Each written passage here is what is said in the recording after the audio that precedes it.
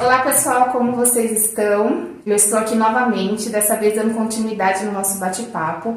Eu estou aqui hoje com a Lídia, também psicóloga, hoje num bate-papo super especial com o tema o olhar para si, o olhar para nós mesmos. Antes da gente começar, eu queria que você se apresentasse para as pessoas, qual a sua formação, se você tem alguma abordagem. Pode falar pra gente. Eu me chamo Lídia, eu sou psicóloga clínica, eu sou formada há 4 anos e eu trabalho com psicologia humanista. A nossa principal abordagem no tema de Setembro Amarelo. O Setembro Amarelo é o mês de prevenção ao suicídio, né? Mas de uma certa forma eu quis trazer assuntos que envolvam, na verdade, não só com relação ao suicídio, mas a saúde mental como um todo, né? Porque eu entendo que o suicídio, ele é o último passo. Ele é a última etapa para chegar até lá. E que a gente tem que, na verdade, trabalhar, a gente não pode negligenciar todo o precedente, né? Tudo que vem antes, né? E aí eu acho que com base nisso, esse tema, na verdade, ele vai explorar 100% do que a gente precisa tratar em nós mesmos, que seria o olhar para nós, né? Como seria esse olhar? O que é esse olhar? Ele é uma autoanálise? Ele é uma autopercepção? O que é inicialmente, assim? Inicialmente é um olhar para você como a pessoa mais importante. A pessoa mais importante.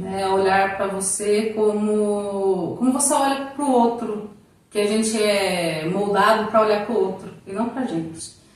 Na escola é no outro, toma cuidado com o amiguinho, né? Respeita o amiguinho. Então a gente sempre, não faz isso que o papai fica bravo, não faz isso que a mamãe vai ficar triste. A gente é sempre olhar para o outro. E às vezes a gente é moldado, muitas vezes a gente é moldado para caber no mundo do outro, para fazer o que os outros querem, né? E a gente acaba vivendo uma vida como os outros querem, né? E aí às vezes você chega num momento da vida que você não se acha mais, não se encontra, se perde de si por estar olhando sempre para o outro. E o primeiro passo é a gente olhar para a gente, para você ser uma boa mãe, uma boa profissional, né? Um bom filho. Qualquer área da sua vida, você tem que estar olhando para você primeiro, você em primeiro lugar. Você tem que estar bem, até para você amar o outro, você precisa saber como que é amar. É verdade. Para amar o outro, tem que me amar primeiro.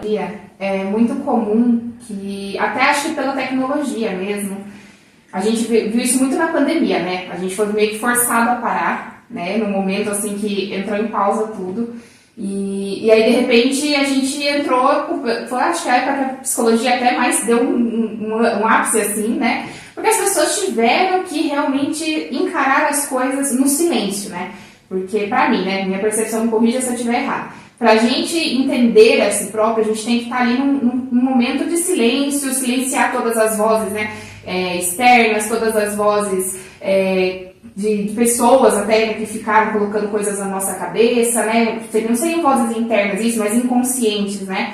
E esse momento da pandemia ele foi gritante pra isso, né? Tipo, parou tudo. A primeira semana, eu lembro, né, o pessoal correu fazer uma faxina, correu arrumar as coisas, tirar, né, as coisas de lugar.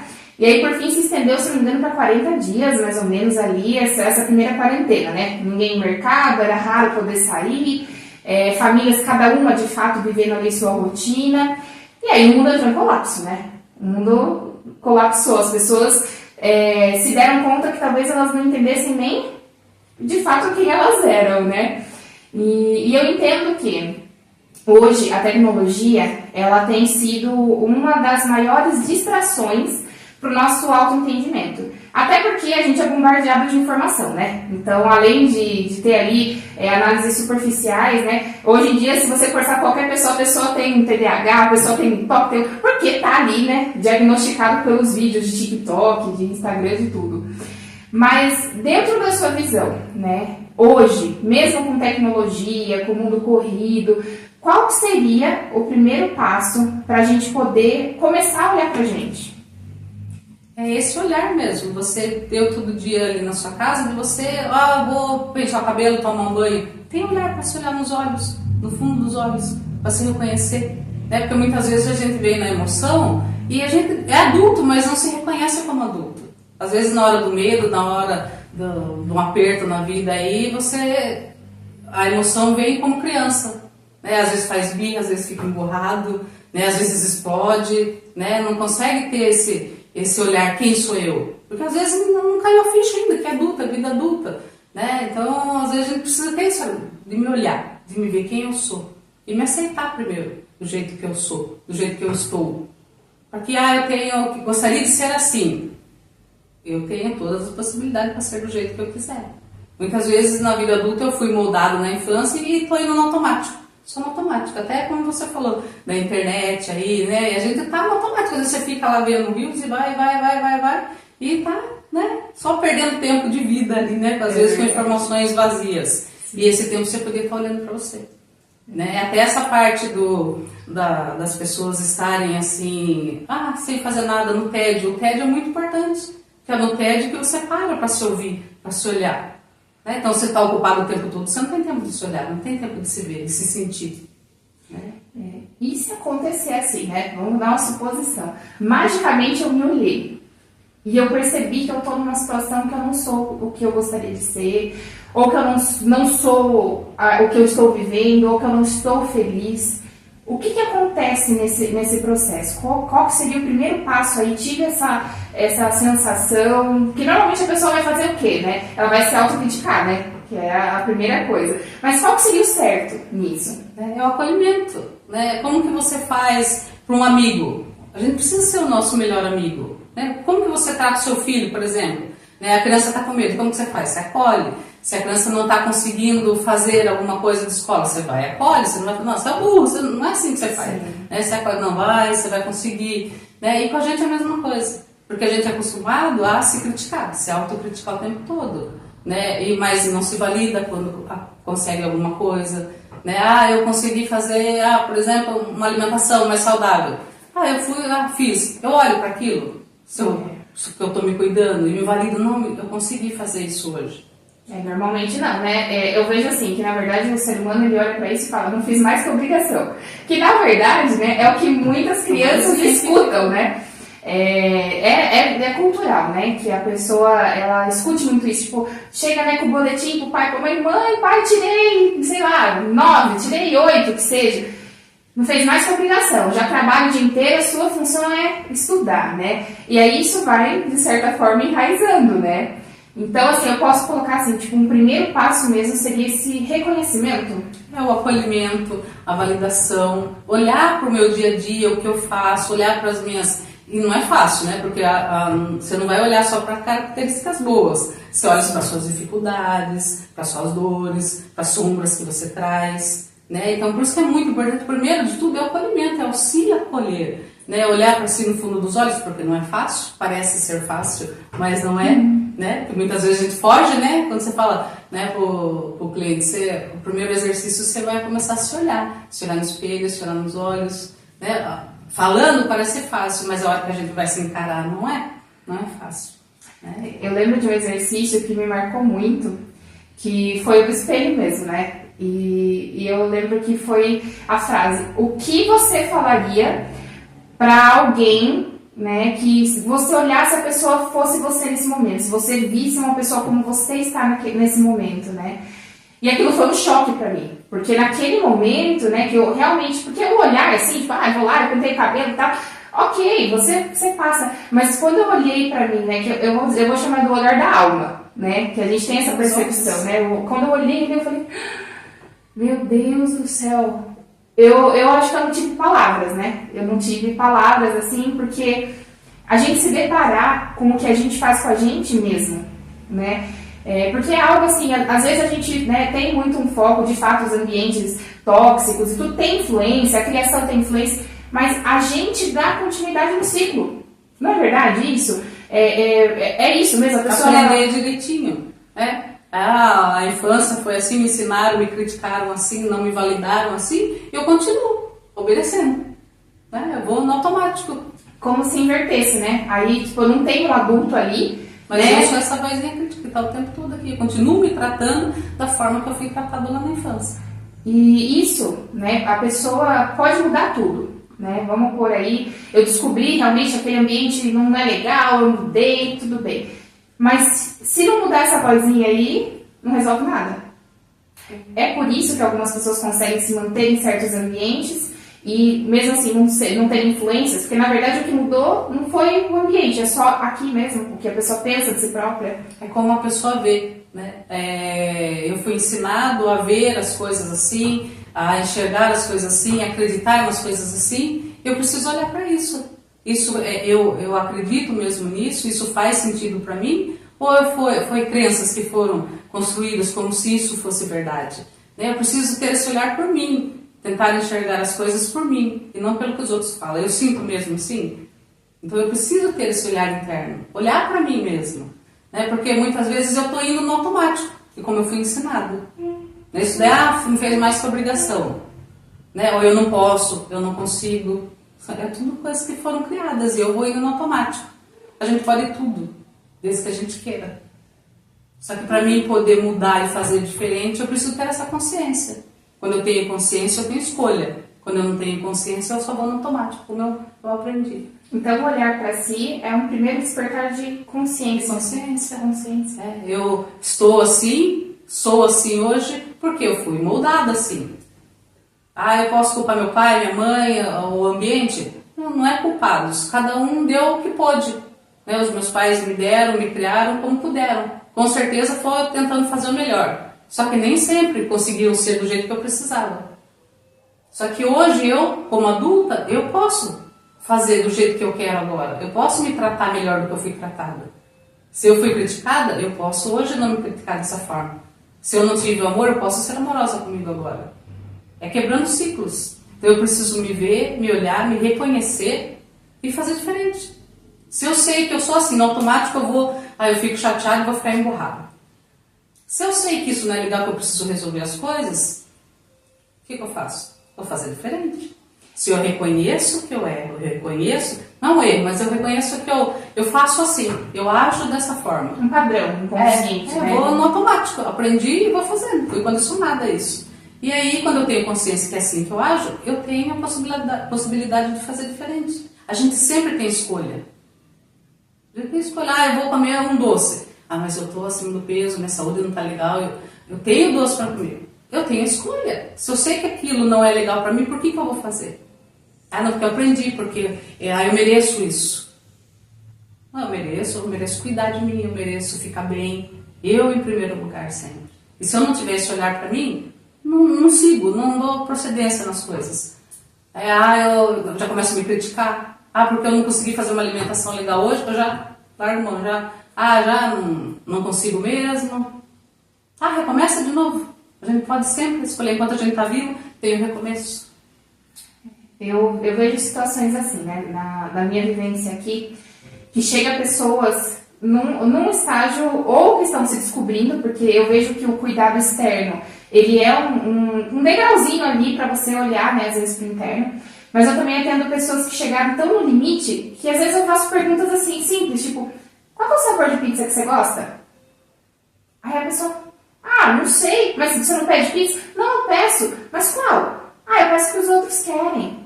E aí eu pergunto, mas quanto tempo faz que você não pede uma pizza que você quer? Eu já nem lembro mais da pizza que eu quero. E aí com isso, por que eu tô trazendo isso? São pequenas situações que eu acho que a gente vai fazendo na rotina mesmo, no automático, principalmente acho que a mulher, né, Lídia? Porque a gente tem essa mania de se pôr assim em último lugar. É um instinto tipo maternal mesmo, né? Eu acredito nisso. E aí a gente vai assim, e a hora que a gente vê, a gente já não faz nada pela gente, a gente já não sabe mais o que gosta, a gente já não sabe mais o que quer, nem a cor favorita, às vezes, né? E essa pessoa que chegou nessa situação, né, existe um primeiro passo? Existe? Qual seria se existir? É o autoconhecimento, né? De se perguntar o que eu gosto de verdade. Qual a minha comida favorita? Qual é o meu doce favorito? Até a pizza. Qual é o sabor de pizza favorito? Porque a maioria dos clientes chega e fala, é frango com catupiry. Mas é porque é a sua preferência? Não, porque a gente está acostumado lá em casa a pedir assim. É meio assim, meio isso. É um costume às vezes que vem de... música. Todo tipo de música. Mas qual? Qual estilo que você gosta mais? Aí você está no carro e vou colocar a minha música. Não pode ser qualquer um. E a gente está acostumado a se dar com qualquer coisa. É verdade, né? É como se... não, tudo basta, né? Tá bom do jeito que tá. não precisa ser diferente, né? O que é isso? É um conformismo? É costume. É costume. Costume, a gente vai acostumando, né? Ah, eu acostumei que isso dá pra fazer, é possível, né? Como a gente conversou hoje, né? Sobre o possível, o que é possível hoje, né? Ah, não, dá isso. Mas tem que ser sempre possível, né? Não pode ser só as o minhas que eu escolhas, o que eu quero. Nem sempre vai dar pra mim fazer o que eu quero, mas eu preciso saber o que eu quero. Acho que isso é muito importante. É um dos exercícios que eu faço, principalmente com as meninas, né? Que chegam, aí falam, mas eu não... Em casa eu não consigo falar não. Né? A minha mãe fala, tem que fazer isso, e eu não consigo falar não. Eu falei, não precisa falar não.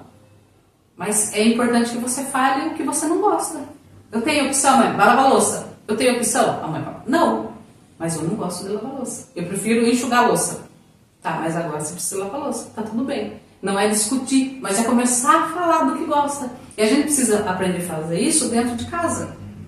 Porque hoje os adolescentes, eles não são ouvidos. Os pais só falam assim, adolescente é tudo aborrecente, né? É tudo chato, só fica trancado no quarto. Mas quem que está trazendo esses adolescentes para perto?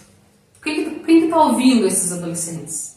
A maioria dos adolescentes que chegam no consultório estão carentes. E é carente de mãe e pai. Que amigos eles têm? Eles estão carentes de mãe e pai. Às vezes é só crítica. A roupa que não tá legal, porque o cabelo não tá legal, é só crítica. Chama, vem ajudar a mãe a fazer uma janta aqui. Ah, eu tô fazendo um doce, vem me ajudar. Deixa fazer do jeito da pessoa, né? Chama, pedindo ajuda. Né? Fala, ajuda a mãe a fazer isso. Né? Ou pai, ajuda o pai a lavar o carro. Eu preciso de você. Esse adolescente, ele precisa se sentir importante. Ele precisa sentir que ele faz parte da casa, do funcionamento da casa. Tem que ter uma coisa para o adolescente que só ele faz na casa. Ah, ele vai esquentar o almoço, ou ele vai fazer mistura, ou ele vai fazer o doce, a sobremesa é com ele.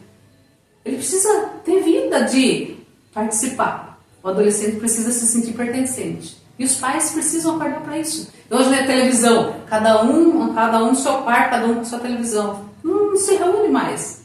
Né? Janta, cada um pega o prato, vai para o quarto, cada um vai comer no lugar. Não senta para conversar. E quando está sentado, ainda está com o celular na mão.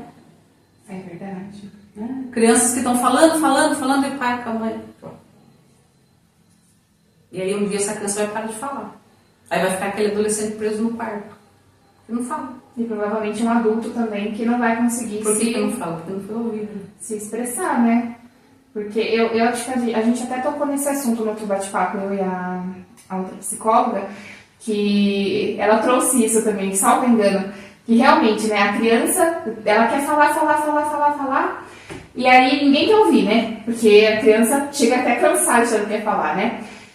Aí, de repente, ela se torna o adolescente, o adulto que não vai mais falar. E aí é engraçado que é inverso, né? Os pais não deixam, muitas vezes, né, não dão atenção devida à criança, e aí quer que na adolescência vire o melhor amigo, né? Como que vai acontecer isso, né? Tudo é a forma como é trabalhado desde sempre. É um padrão, né? Que a gente estava falando, é um costume. É um costume. Então, se eu tenho o costume de não falar, se eu tenho o costume de não ser ouvido, por que isso vai ser importante agora, né? E essa parte da identidade, né, da adolescência, eu acho que cabe super nessa parte do olhar pra si, né? Então, o adolescente tem, né, aquela coisa assim, sei lá, vou pintar o cabelo de azul, vou cortar uma franja e tal. E muitos pais, né, eu sei que com a melhor das intenções, às vezes, porque a sociedade às vezes pede que a gente seja, né, de uma forma. Mas corta isso, né? Isso tem uma influência futuramente? Com certeza. Como que isso funciona? O filho, ele sempre busca dos pais a validação. Né? Todo filho quer que o pai e a mãe tenham orgulho dele. E aí se o pai olha, a mãe olha, o seu cabelo tá ridículo, não sei o que, essas roupas, tá parecendo maloqueiro, que não sei o que, né? Tá ridículo, não vai sair comigo assim, nossa, que estilo de roupa. Porque eles estão se descobrindo, estão buscando a identidade deles, onde eles pertencem, a que grupo eles pertencem. Né? Eles estão buscando esse pertencimento. Então, quanto mais perto esses filhos estiverem dos pais, mais saudável será, né? Para que ele se reconheça, né? Se reconheça, ele saiba, porque ele não vai ver mais o mundo como os pais ensinaram, ele vai começar a ver do jeito dele, né? E ele precisa ser respeitado com isso também, porque o adolescente, ele acha que ele já sabe tudo, né? Sim. Ele vê muita informação, né? Hoje na internet tem muita informação, ele acha que sabe tudo, que sabe mais que os pais. Só que não é assim, né? A gente já foi adolescente e sabe que não é. E aí precisa dos pais estarem ali, mas não para criticar, mas para apoiar, para direcionar. Falar, filho, o pai já passou por isso, a mãe já passei por isso, filho. E aí aconteceu isso, o pai passou por isso. Mostrar que também foi adolescente, que também teve medo, né? Que a maioria dos adolescentes está em sofrimento só por ser adolescente. Né? Todo mundo sabe disso, todo mundo passou pela adolescência. Aí chega na vida adulta e tem um filho adolescente e esquece como que é. Esquece como se sentiu, né? É uma falta de empatia mesmo, né? E talvez porque não tenha sido acolhido também, né? Eu acho que, lógico, né, dentro de um cabível, é muito importante essa validação quanto ao direcionamento de estilo, ao direcionamento, porque, bom, eu vou falar da minha vivência, né? Você lembra da Helena com uns 3 aninhos? Que a roupa que ela usava, que tinha que pôr na máquina todo dia. A Helena gostava de assistir de Naruto, gente. Não, mas eu já ouvi criticar, mas ela é uma menina, como que você deixa? Ela queria ser ninja, tudo bem, tá ali na infância. Você quer ser ninja? Eu me visto de ninja junto, vou lá e a gente brincava, né, de lutinha e tal. E aí depois disso já começou uma outra fase, onde ela recentemente até, né, outro exemplo, ela falou, eu quero cortar a franja de novo. Ela usava franjinha, deixou crescer e tal. E aí muitas vezes a gente vai lá e direto, não faz isso, né? Não é isso, não é legal, você já passou da idade para isso. E é engraçado como, né? Eu falei, não, você vai cortar a franjinha? Tudo bem, vamos lá, vamos cortar. Você sabe que isso depois vai demorar para crescer, né? A gente fez um aconselhamento, mas não deu um mês que a franja, ela enjoou da bendita da franja.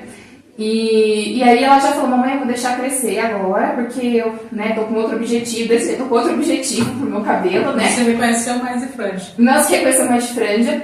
E aí eu fico pensando, né? A gente também já viveu isso. Se eu tivesse falado não, ela ia levar isso por muito tempo. Pode ser que viesse a cortar depois, né? Até cortava escondido. Também, né? A depender, né, da criança, já corta escondido. Mas quando a gente dá esse apoio, né, esse direcionamento, eu acho que a gente começa a transformar em adultos seguros, né? Só que eu vejo que hoje na vida adulta a gente tem essa dificuldade, né, de fazer essa prática, por exemplo, já escutei, eu tenho vontade de ter uma roupa de tal jeito. Não, mas essa roupa não é pra mim. Eu já escutei de uma pessoa que eu fiquei assim, gente, a pessoa virou pra mim e falou assim, eu morro de vontade de andar de social. Aí eu falei, mas por que você não começa a comprar, né, roupa social para andar? Não, porque isso não é pra mim. Eu falei, mas de onde você tirou essa ideia, né, de que não é pra você? Não, eu sempre ouvi que isso é coisa de gente chique. É coisa de gente que tem muito dinheiro, isso não é pra mim, isso não me comporta. E aí a gente foi conversando ali, e de repente a pessoa, não, vou realmente começar a usar a roupa social. Mas por quê? Porque estava presa ainda no outro. E o quanto é triste, né? Do julgamento. E porque sufoca, o que de o outro fato. vai achar, o que os outros vão achar. Sufoca o olhar pra gente, né? Reprime os desejos, né? Reprime o que é de verdade. E isso é importante, a gente olhar pra isso. Então, isso da criança é o começo de tudo, né? Dela estar se descobrindo o que ela gosta, o que ela não gosta. Poder experimentar as coisas, né? Igual você, se ela fala pra você ter que andar de amarelo. Aí você fala, eu não gosto de amarelo. Não, tudo amarelo, só amarelo. Né? Aí outro fala, nossa, todo mundo anda de amarelo, você tem que andar também. Aí você fala, mas eu não gosto de amarelo. Aí você fala, nossa, eu vou ter que me sentir ridículo de amarelo, porque andar todo de amarelo o tempo todo, e aí igual todo mundo. Você vai se sentir bem? Não. Aí todo mundo querendo andar de amarelo vai falar pra você, mas você é esquisita. Você é esquisita. Aí você vai se sentir mal porque você é diferente dos outros. E aí você fala, não, eu vou andar de amarelo, mesmo me sentindo estranha, que não quero. É legal isso? Não. E muitas vezes a gente faz isso com as crianças, os adolescentes, que é que eles vistam uma roupa que pra eles é ridículo. Então tem que deixar eles experimentarem, para se reconhecer e ver o que faz bem pra eles. Às vezes, com 12 anos, anda tudo de cor-de-rosa. Depois, vai meio roqueiro. E depois começa a ser social, que você fala, dá uma transformação. É algo que é natural, né? O ser humano, ele vai... Eu falo que a gente tem que ser um pouco mais gentil. Um pouco mais gentil mesmo, né? Empatia com o outro. Qual o problema, né? É claro, né, gente, que tem coisas antes que já, daqui a pouco já parece, não vai deixar você fazer o que quer. Não, a gente tá falando de identidade, a gente tá falando de autoconhecimento, né? Do corpo dele, né? A roupa dele, isso é o corpo dele. É algo muito assim, que eu sempre quis trazer isso, né, na minha criação com a Helena, porque, Cara, ainda assim que é o cabelo dela, sabe? Os filhos não são uma extensão nossa. Não são. É outra pessoa em desenvolvimento que você está ali direcionando, mas eles não são uma propriedade sua. Eles precisam ser ouvidos do que eles querem, né? Do que eles gostam, precisam descobrir. A versão melhorada da gente, né? Verdade. Né? Olha para a Helena, hoje a Helena, como que ela é mais aberta, ela é mais desenvolvida que você na idade dela. Ah, sim, completamente. Essa parte de emoção, de poder falar o que gosta, o que não gosta. Ela é ouvida. Né? É totalmente assim. E até algumas coisas, tipo, eu preciso respirar. Mamãe, eu vou respirar pra falar. Mas eu acho que também já é porque a gente trabalha esse olhar desde sempre, né? O que você está sentindo, né? Por que você está sentindo? Eu vejo excelentes mães fazendo isso, só que não fazem isso com elas próprias, né? Porque na vida adulta seja um pouco mais difícil a gente quebrar esse padrão. Não sei, me foge assim. Ou talvez porque o humano ele tem essa necessidade de pertencimento, né? De grupo, socialmente falando. Não sei se psicologicamente falando, mas eu acredito que sim. Socialmente a gente quer ser pertencente a um grupo, a gente quer estar enquadrado em tudo ali. E isso acaba às vezes sufocando, né? A gente faz o que é esperado, né, dentro do grupo. Algumas coisas têm que ser feitas mesmo, né? Não dá para você, né, não viver o trabalho, não dá para você não ter responsabilidades, né? Mas eu acho que tinha que ter um equilíbrio entre isso, né? Entre fazer o que é esperado e também ter os momentos que você faz o que é de si próprio, né? O que você realmente quer fazer. E acho que essa pergunta pega muita gente, né? O que você quer fazer hoje? E o que eu tenho feito? Antes de o que eu quero fazer, o que eu tenho feito comigo? O que eu tenho permitido fazerem comigo? Porque às vezes eu estou indo no que os outros querem. Isso da roupa que veste, né? Eu estou sendo hoje, olhando para mim, eu estou contente com o que eu vejo? Como que eu tenho me tratado? Eu tenho me tratado com amor, tenho me tratado com respeito, eu tenho sido fiel a mim. E se eu não faço essas coisas, eu não me amo. Só que eu preciso escolher me amar. Como eu faço com o outro. Tem que ser olhar para mim primeiro. Me aceitar. Do jeitinho que eu tô. Ah, mas aí eu vou ficar egoísta, fazer só o que eu quero. Não. Isso é amor próprio. Eu construí o amor em mim primeiro.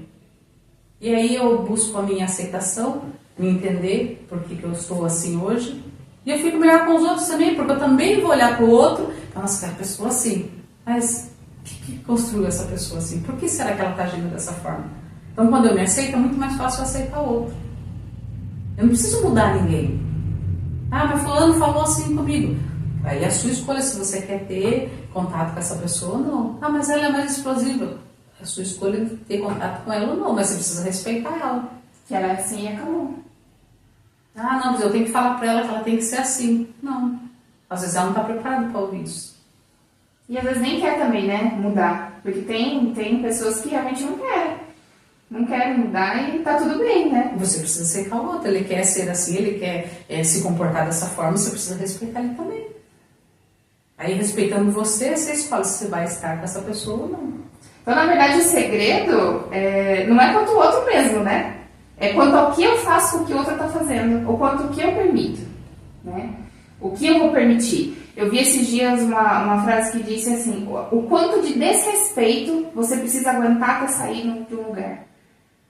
Quanto você está disposto a não tem que ficar aguentando muito tempo, não. A primeira vez que você foi desrespeitado, você sai dali.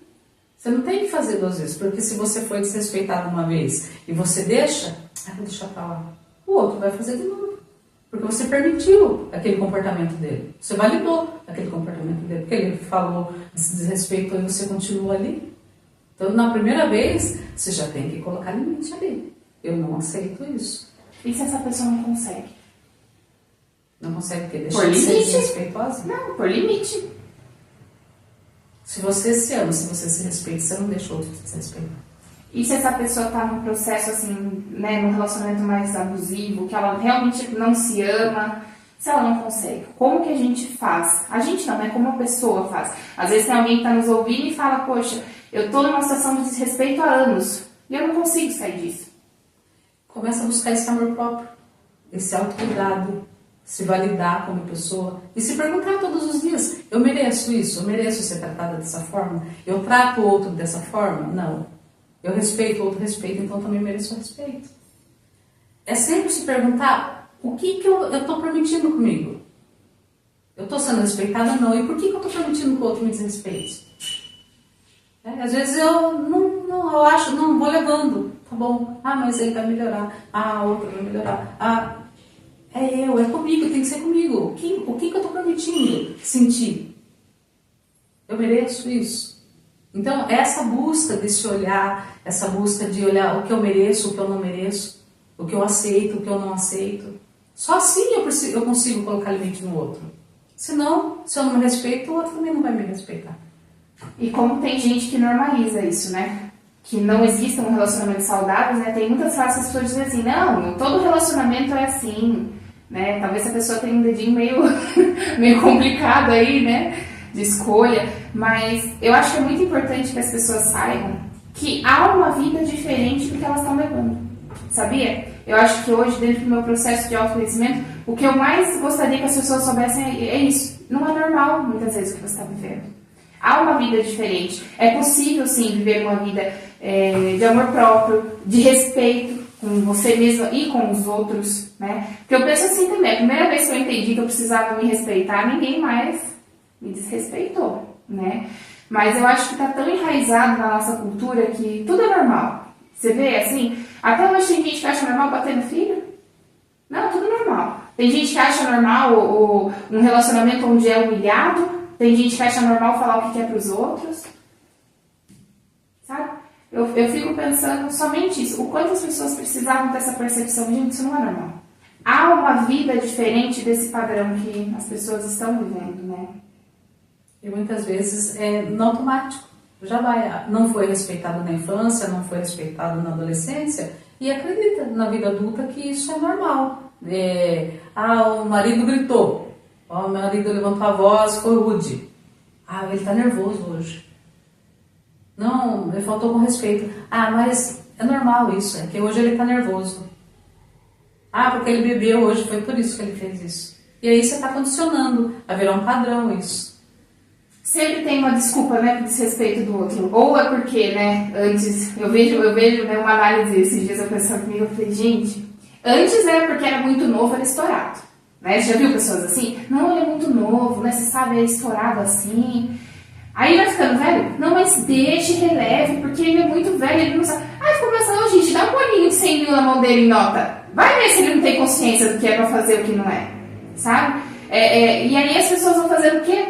Eu chamo de passar a mão na cabeça. No fundo, porque talvez seja um ato de coragem você encarar que aquilo não é normal. Né? É um ato de coragem e de dor. Porque a partir do momento eu acho que você se dá conta que o que você está vivendo e permitindo não é normal, isso dói. Por isso que olhar pra gente não é confortável. Não é confortável. Então não vai ser gostoso. Eu não vou olhar pro espelho e falar, ai, como eu me amo. Não é isso. Não, o processo não é assim. Porque a gente vai ver as nossas sombras, as nossas dificuldades, a gente vai ficar com dó da gente. Muita gente olha e tem dias que você olha no espelho e você tem vontade de chorar. Né? Você fala, meu Deus, como que eu tenho me tratado? Meu Deus, o que eu permiti que fizessem comigo? E só assim, porque o outro, eu não controlo o outro. Eu controlo a mim. O que eu permito passar, o que eu me permito passar. Porque eu tenho escolha. Em todas as ocasiões da minha vida eu tenho escolha. Ela pode estar passando por uma tragédia. Eu tenho escolha como que eu vou olhar para isso. Como que eu vou reagir a isso. O outro me tratou mal. Eu tenho escolha. Como eu vou reagir. O que eu sinto, eu não escolho. Se eu sinto raiva, se eu sinto ódio, se eu sinto amor, eu não escolho. Mas eu escolho o que eu vou fazer com esse sentimento que eu tô. Ah, porque eu tô com raiva, eu saio batendo todo mundo. Sim, provavelmente você vai ser preso. Então, mas eu tenho escolha. Eu não escolho o que eu sinto. Não é porque eu sinto ou penso que eu vou fazer. No impulso, né? Isso é, na verdade, a função da criança, né? A criança, ela inicialmente, por isso as birras, né? Ela sente, ela já faz, né? Mas que tem muito adulto assim também, né? Que a emoção tá ali, já acha que tem que sair, que tem que resolver, que tem que fazer. Não, porque fulano falou assim pra mim, porque fulano fez assim, e aí eu automaticamente já fico remoendo aquilo, não vou dormir, não vou comer, que vou ficar querendo porque eu devia ter falado isso, porque eu devia... Você tem poder do outro? Você tem o poder de mudar o outro? Não. Aí, mas eu fiquei remoendo aquele dia, porque eu tô aqui, a pessoa falou aquilo pra mim, a pessoa me tratou daquela forma, e eu não pude responder, eu fico remoendo. Aí eu fico com enxaqueca, sobe meu cortisol, porque eu tô estressada, eu enveneno meu corpo. E o outro tá pleno lá. Que poder que você deu pra essa pessoa? E acho que ainda continua o ciclo, né? Porque às vezes aquela pessoa falou aquilo lá pra ela, ó. Porque tem gente que não tem consciência mesmo e é assim e pronto, acabou. Mas a gente continua dando poder mesmo e voz para aquilo, né? Cada vez que a gente fica Você vai tomar banho, você leva a pessoa, você tá lá remoendo. Você vai comer, você tá lá, leva. Onde você vai, você leva a pessoa com você. E é engraçado que se parasse para pensar, eu tenho algo muito importante comigo hoje, assim. Nem é uma pessoa que você respeita, no sentido de admiração. É o peso que você dá para essa pessoa. Não é, verdade? Não é no respeito, assim, ao próximo, é no sentido de admiração. Poxa, aquela pessoa, ela leva a vida que você quer? A maioria das vezes não. Na maioria das vezes não. Né? Porque se for alguém que seja exemplo para você, você vai até ponderar. Você vai falar, olha, realmente a pessoa está me falando alguma coisa ali, eu vou ponderar. Mas quando a pessoa realmente você não tem isso, e aí eu me pego às vezes e falo, putz, não, e eu vou ficar carregando um mini, né, personagem ali, a pessoa, não, deixa vai, você leva, você tá comendo, você leva, você vai tomar banho, você fica pensando e lembrando daquilo. Nossa, aquela pessoa é muito importante para você, né? Não, a pessoa não tem nada a ver com a minha vida, mas apareceu do nada e ele fez isso. Não, mas ela vai levando pra lá pra cá. Não tem. Que poder que você dá pra essa pessoa? Ela é mais importante que você. Porque se você permite que o outro te envenene, né? Você fica estressado, é cortisol na carne sanguínea, veneno. Inflamando o seu corpo. A gente precisa entender isso mesmo, né? É a gente que dá o poder. A gente não vai escolher o que vai sentir, não vai escolher o que o outro vai fazer. Mas a partir de agora... Falar pro outro como eu tô me sentindo. Essa sua atitude, eu me senti assim com essa atitude que você teve comigo. E o outro falou, nossa, eu não tinha a noção que eu estava fazendo isso com você. Ou tu tem a chance de pedir desculpa e não fazer mais. Ou ela falar, não tô nem aí, que não sei o quê. Tá bom, vai fazer, não. Aí você tem escolha também. Se eu vou continuar convivendo com essa pessoa ou não. Você não é obrigado a ficar convivendo com ninguém. É verdade. E essa parte do conforto, né? De olhar para si próprio. Então, na verdade, esse processo de descoberta, ele é mais um processo de dor. Porque dói. Né? Porque a gente dói olhar pra gente a forma, como que a minha criança foi tratada. Às vezes dói olhar. Às vezes o que eu tenho trazido pra minha vida adulta, dói olhar. Quais são os meus medos? Quais são as minhas dificuldades? Quais são os meus erros também? Quais são os meus, minhas birras? Como eu tenho me comportado. Às vezes é ruim de olhar. Sim. Porque não tem só qualidades. Ninguém é o alecrim, costumo dizer isso. Não. E é difícil da gente se reconhecer assim também. Né? Olhar para dentro não é fácil, porque a gente às vezes olha para dentro e vê dores, vê feridas, as nossas sombras. Mas é importante. Só eu me reconhecendo, me entendendo, me conhecendo, eu posso fazer diferente. E aí eu coloco limite, eu não aceito menos do que eu mereço. Mas é um processo que não é só flores. Mas eu acho que é o processo realmente determinante para a vivência, né? Porque eu penso... Vamos voltar nessa parte assim do suicídio, porque até nessa questão, poxa, será que a pessoa não pensa que ela também está tirando dela o mais precioso? Né? Eu sei que está convivendo com uma dor muito grande ali, mas talvez no momento que ela olhasse para si, ela falasse assim, eu posso fazer tudo diferente. Eu ainda posso fazer tudo diferente. Eu ainda tenho o direito de mudar as coisas, eu ainda tenho o direito de continuar. Eu não mereço acabar com tudo agora, né? Eu gostaria de trazer isso, né? Se alguém, né, já pensou, se estiver pensando, está numa situação muito difícil, eu pensaria dessa forma, eu gostaria que a pessoa pensasse dessa forma, né? Você merece mais. Por isso que é importante olhar para si, né, Isa? A gente trabalha isso, de saber a nossa importância, né? E que eu não tenho que viver na vida para agradar todo mundo, e não vou agradar todo mundo mesmo, né? E aí, às vezes, quando chega numa etapa dessa que a gente está pensando em acabar com a vida mesmo, né? A gente não consegue olhar para isso, para o nosso merecimento. O desespero é só a dor. Você consegue olhar para a dor como se você terminasse com a sua vida, se aquilo ia acabar. Você só pensa que, se eu cometer o suicídio, essa dor vai passar. É só isso que você pensa, que você quer acabar com aquela dor. Né? E é muito importante que a gente pense que tudo passa. Tudo passa. Né? E do jeito que eu estou, eu não consigo resolver esse problema, está muito difícil. Se eu tentar, por hoje, só por hoje eu não fazer isso. Só por hoje eu vou tentar pensar e procurar uma outra saída, só por hoje. Um dia de cada vez. Que a dor, não, ela vai passar. Tudo nessa vida se resolve. Enquanto a gente está vivo, sempre tem um recomeço, sempre tem um jeito de recomeçar. Não tem dias na vida a gente fala, ai meu Deus, eu não vou conseguir passar por isso. E aí, depois lá na frente você olha para trás e fala, já passei dias piores do que hoje. Então a gente não pode desistir. É continuar. Por mais difícil, só continua. Sabe aquele... Continue a nadar, assim. Continua, só mais hoje. Só mais hoje. Só mais hoje. Te dá mais uma chance. Te dá mais hoje. Um dia de cada vez. Quando a dor está muito forte, a gente não consegue pensar lá na frente, não consegue imaginar. Né? Trava tudo, você não consegue dissolver a dor. Mas nesse momento, te dê a chance de mais um dia. Só continua. Que a solução vai chegar. As coisas vão se resolver. Mas continua, não desista. Continua. E o que for possível de mudar, né? Não sei se a pessoa nessa situação ela consegue, né? Porque às vezes a gente vê casos assim que foi por dívidas muito altas, né? Mas eu penso, poxa, né, você vai dar um jeito, isso tem a vida inteira, né, pra resolver. Às vezes é por questão realmente de relacionamento que não deu certo, que a pessoa... Só que em tudo isso, né, eu vejo o quê? Que a pessoa ela dá importância, muito mais importância para todo o restante, né, todo o externo, ou para outra pessoa, e para ela própria não. Como se realmente aquilo fosse mais valioso do que a própria existência. E a vida pode ser bonita, né? A vida também não vai tratar a gente 100% bem. Não vai. A verdade é que a maioria das vezes a vida ela nos proporciona situações difíceis, né? Mas ela também pode ser bonita. Mesmo nas situações difíceis, a gente tem escolha. Às vezes eu não posso mudar aquilo que eu estou vivendo, mas eu posso mudar o meu olhar para aquilo que eu estou vivendo. Às vezes eu olho aquilo como um fim, mas eu posso olhar aquilo como um recomeço. Um impulso para mim recomeçar e fazer diferente. Eu mudo, eu tenho sempre a opção da minha escolha. Escolha de olhar diferente, mesmo que eu não consiga mudar aquilo. Ou olhar para aquilo como um aprendizado. Um jeito que eu possa ressignificar minha vida.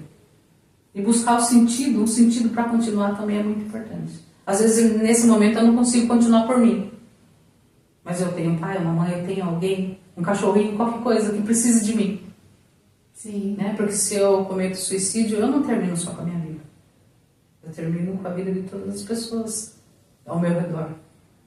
As pessoas que me amam. Porque nesse momento, às vezes, eu nem consigo perceber o amor das pessoas. Parece que eu sou um estorvo, né? Parece que eu estou atrapalhando a vida das pessoas.